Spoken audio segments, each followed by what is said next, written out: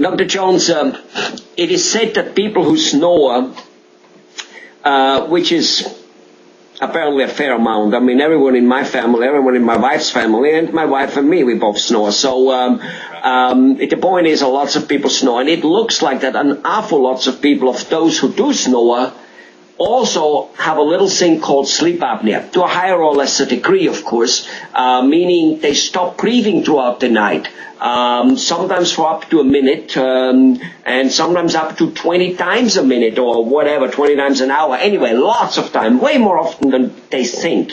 They don't not necessarily have to, and there are many degrees, but they do. And it in itself is called sleep apnea, and it deprives a person of sleep without him knowing. It's camouflage. You know, at least if you're out partying, you know you're not sleeping. This is there's some advantage, you know what I'm saying? But there you don't know it, and then people apparently get extremely tired in the afternoon to the degree where they pass out. There apparently are more car accidents from sleep apnea than from drunk driving. In New Jersey 2 months ago or whatever, a guy wrapped a bus around a ball, and they suspect sleep apnea. Bad thing. And that doesn't count the normal fatigue a person has.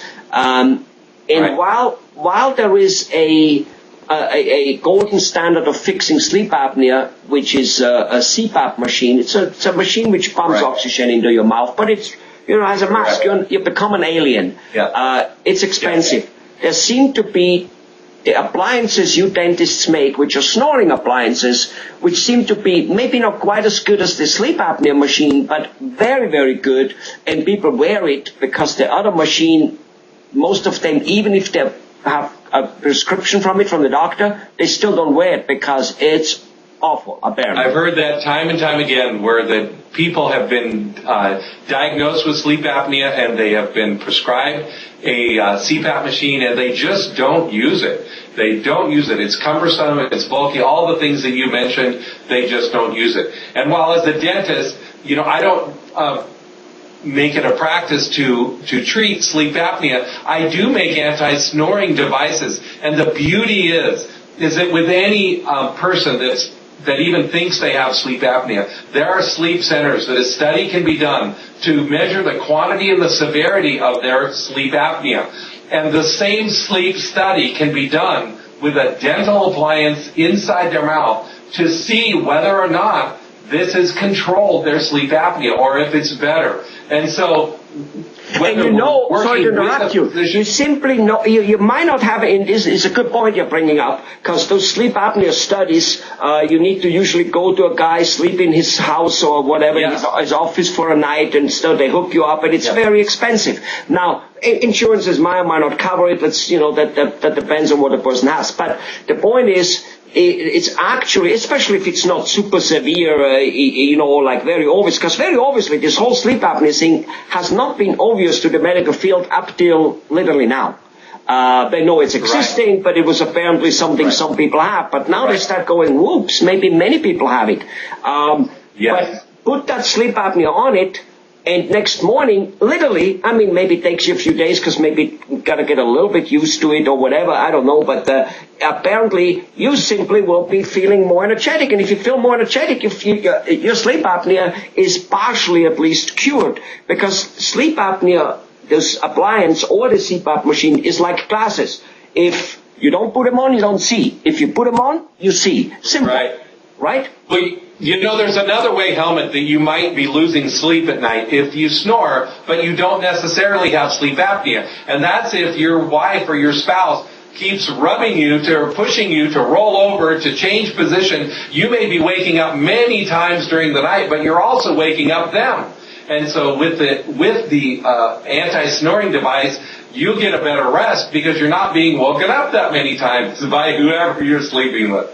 So I think that's a good point, though, that if you do wear an anti-snoring device, it opens the airway, and you just get better oxygen without even having to adjust to it or to realize it. I use one, and the very, very first night I noticed I was getting more oxygen at night. My wife said, "You didn't snore at all." I didn't wake her up. And so she wasn't waking me up to reposition me so I don't snore for the next 10 minutes. But it's the amount of oxygen that it just brings into your system while you're wearing this, because it opens your airway mechanically because you're wearing this between your teeth, and it just really is helpful. If somebody truly did have sleep apnea, though, I would just really encourage them to have a sleep study test done. Sure. To see their physician, because it can be very, very serious. And if a CPAP machine is the only thing that will cure them, then I would be the first one to recommend that. But I've had, several instances where people have had sleep apnea where they have been able to put an anti-snoring device in, and because their condition was mild to begin with, they went back to the sleep study, was studied again, and with a CPAP machine, it's not the end of the world either. You still have to be retested to make sure that the CPAP machine is working and doing its job. So those kinds of things are what we notice when we're using an anti-snoring device retainer, because that does open the airway and does increase the oxygen. Right. And oxygen, it gotta be the most important thing. We know that because we can only live We do know that. We can't live very long without it. Yeah, right. And the deprivation of oxygen as well as deprivation of sleep must be the two things which make you insane the first, it just goes like that. Just, we know that if you wake a person every few minutes, that's how they, pretty soon he will be in an institution. And it's just not a good thing. Well, brain cells will die. Yes, brain cells start to die off, and right. Start losing our brain capacity. So all of these things are tied together. Absolutely, you're right, Alan. Good. And, wasn't too long time ago, a year ago, I was talking to a guy who is like a sports teacher and, that's what he does professionally. And I thought I was smart, and I asked him, I said, so, what's the best exercise to do?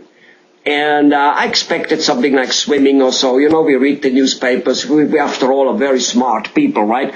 So, and he looks at me, smiles, and he says, well, Helmut, the best exercise there is, which you can do, is the one you will do.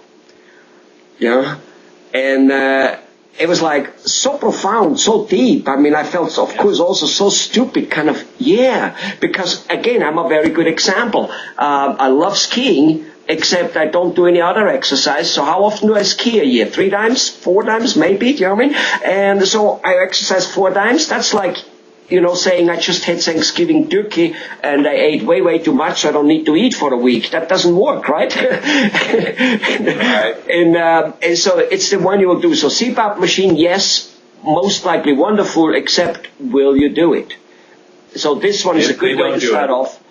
And with no doubt, if you have a spouse, besides of whatever effects for you, which you should be important. Much easier to use than a CPAP. Yes, you're absolutely right. But as you said, you're definitely doing your spouse a favor, because your spouse might or might not have sleep apnea herself or very little, but she surely will have that kind of effect because, you wake her up all the time. You wake her up all the time. And if you're not waking her up, she's getting a better night's sleep. She's going to be a more pleasant person as well as you. So it helps both of you. That's exactly right. Right. And even if you snore and you don't have sleep apnea, number one, as you said, you wake her up. She now wakes you up in return because she goes, turn over, right? So you might not. It really is sleep apnea because you're being awakened many times during the night. Yeah, you're right. Exactly. Well, all right. So and again, it's amazing how much you dentists fix. From a caved-in, dried-out face looking ugly because of you're putting you're making the bones fill up, from beautifully looking in the first place, which is, we know, $1 million smile, from headaches because your teeth are out of alignment, from saving the kidney, the liver, and diabetes and stillborn babies and naming because of gum disease fixing. Jesus, anything you guys don't do now, it's sleeping and being able to drive safely and be energetic, which, again, I personally believe, I know people, and on an average, I'm very energetic. And my wife, about 4 or 5 years after, we were married, I remember, maybe much faster, maybe 4 or 5 months, what do I know? Anyway, she kept saying, are you upset, honey? Are you upset?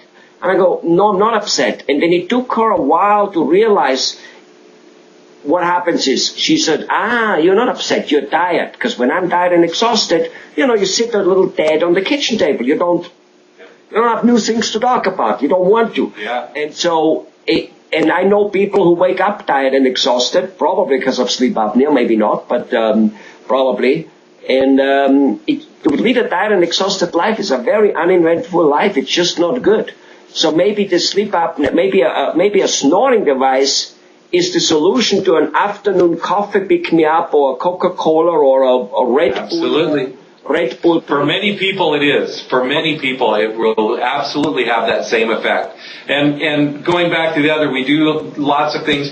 Helmut, it's because I care so much about the people that I enjoy working with that I want to see them have a healthy and fruitful life and a successful life. And if they're tired all the time because they're snoring a lot, or if their whole body health is impaired because they have gum disease, or they have headaches or whatever. Toothache, if they have a headache and they're just they can't focus on anything because their headache is so bad, or their earaches, or they have a toothache because they have an infection, or they don't like the way they look because their bone has been lost due to teeth that are missing or whatever, then these people are not having a very fruitful life. And however I can help them enjoy and increase the success of their life, that's what I say I'm a people person and I'm a dentist because I like to help people. And this is the way that I've been able to help the most number of people, is because I do care about them. And in my little world, which is the head and neck, that's where I want to start, and I want to see them thrive. It's a little work, but it is definitely far-reaching. It encompasses many, many dynamics of life. Yes. Pleasant talking to you, Dr. Jones, again. Bye-bye. Thank you, Helmut. Bye.